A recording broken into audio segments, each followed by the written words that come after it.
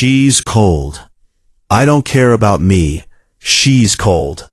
The woman said it before he even asked. He had ridden up through the rain on the gray road that ran behind the Cowboy pasture, and the headlights of his truck had found them at the side of it.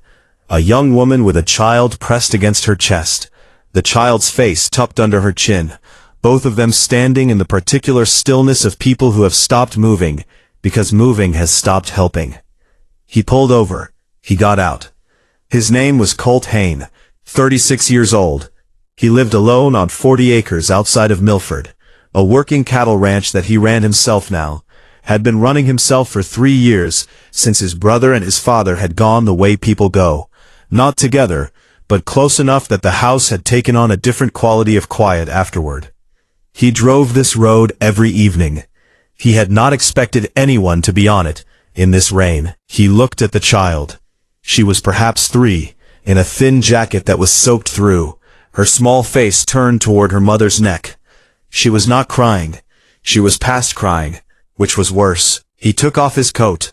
He wrapped it around both of them, the mother's shoulders and the child together, because that was the only configuration that made sense. "My name is Colt," he said. "My truck's warm. Come on."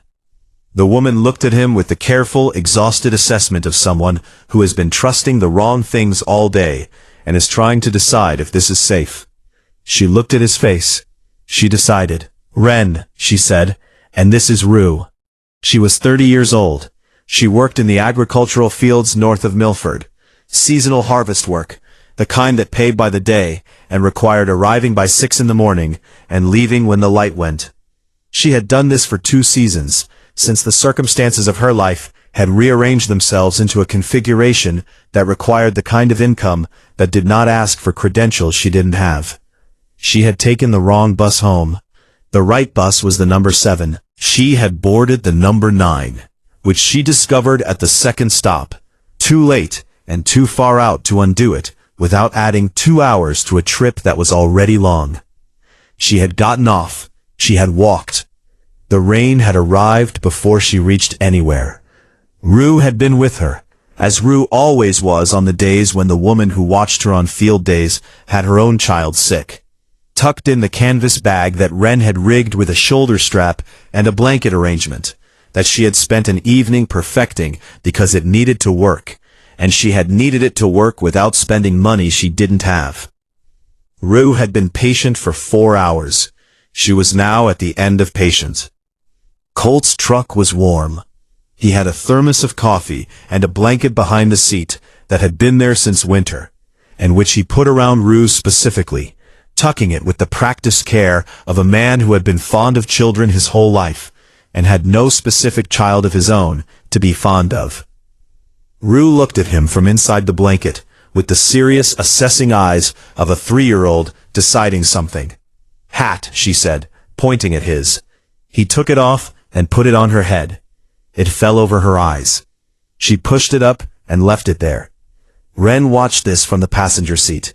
She was holding the coffee he had poured without asking, because she was cold, and he had a thermos, and the math was simple.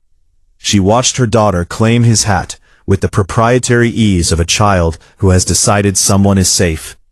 "She doesn't do that," Ren said quietly. "Usually." "It's a good hat," Colt said. "She has good taste." He drove them to the nearest town, Aldrin Junction, 14 miles east, and to the diner on the main road that was open and warm, and where the owner, a woman named Marjorie, brought Rue cocoa without being asked, because she had seen the child come through the door, and had made her own assessment. He paid for dinner. Ren started to object. "Don't," he said. "It's dinner. Let it be dinner." She let it be dinner. What Ren did not know, what she learned over the soup and the warmth and Rue's systematic deconstruction of a grilled cheese sandwich, was that Colt had grown up in the same field work. Not his whole life, but the years after his mother left and before his father had established the ranch.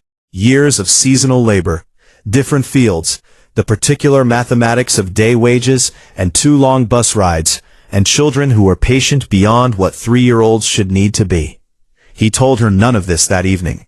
He simply asked practical questions: where she needed to be dropped, whether she had a way home from Aldrin Junction. He asked once, got the answer, and arranged accordingly. He drove her to the transit station that had a bus to Milford at 9 o'clock, waited with her until it came, and put Rue's blanket arrangement back together before they boarded. Rue gave him his hat back at the bus door. She held it out with both hands. "You keep it," he said. "It's cold where you're going." She looked at him with the 3-year-old's directness. "Come back," she said. He looked at the child, then at Wren, who was looking at him with the expression of a mother who did not expect her daughter to say that to anyone. "I'll see what I can do," he said. The bus left. He drove home in the rain with no hat and no blanket, and the particular warmth of someone who has done the obvious thing and found it sufficient. He came back on Saturday. He had thought about it Friday and decided it on Friday evening, which was the correct pace for such decisions. He had the farm to manage, and 40 acres, and no particular claim on the situation. But Rue had said, come back with both hands extended, and a hat she had decided was worth giving to him. And that seemed like sufficient reason. He drove to Milford and asked at the field labor office.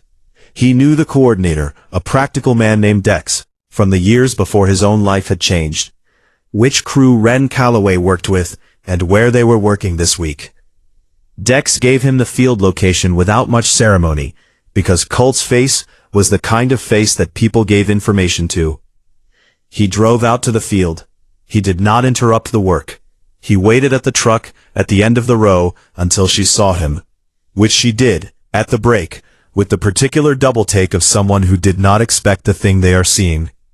"You came," she said. "Rue asked me to," he said. "I take 3-year-olds seriously."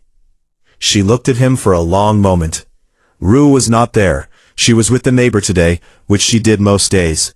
But Wren was there, standing at the end of the field row in the afternoon light. And something in her face did the specific careful thing that happens when a person who has been managing everything alone for a long time is looked at by someone who came back because a child asked them to. "I don't know how to let people help," she said. It came out more direct than she had intended, which was the kind of honesty that arrives when you are tired, and the other person's face is the kind that receives honesty without making it complicated. "I know," he said. "I didn't either for a long time." He paused. "I had a neighbor who kept showing up anyway. It got easier." She looked at the field. "What do you want?" she said, not suspiciously, just the honest question. "I want to make sure you have a reliable way home on Thursdays," he said, "and that Rue has a warm hat. After that, whatever makes sense." She looked at him, this man who had ridden out of the rain, taken off his coat, had made it dinner, and had come back because a child asked him to, and had said whatever makes sense with the complete, uncalculating honesty of someone who means it. "Thursday," she said. "I take the 7:15. "I know the road," he said. He drove her home that Thursday, and the Thursday after. Rue was there on the third Thursday, and went straight for his hat, which he had brought specifically, and wore it for the entire ride home, with the settled satisfaction of someone returning to something that belongs to them. The rain had started a Thursday. The next Thursday was the first one that didn't feel like something to survive. Ride out into the rain. Give the coat before you're asked. Come back when the child says come back. The kindness that costs you your hat is always the one that warms two people. If this story touched your heart, please like, share, subscribe, and comment. Let's spread more stories of kindness and hope together.